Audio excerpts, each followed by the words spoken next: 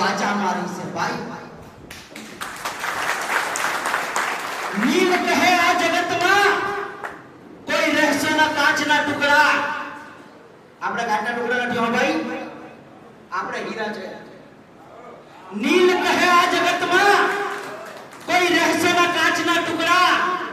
જાતને ઘસાવી ઘંટીએ કર્મની બની જાઓ સાચા હીરા, બની જાઓ સાચા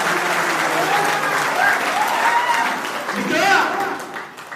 આ બેઠેલી કોઈ માય કાંગલાની ફાટ નથી, આપણે મરજી વાળો છે। તારે તો સમુદ્રના કિનારેથી આપણે મોટી કરવાની તાકાત ધરાવીએ છીએ।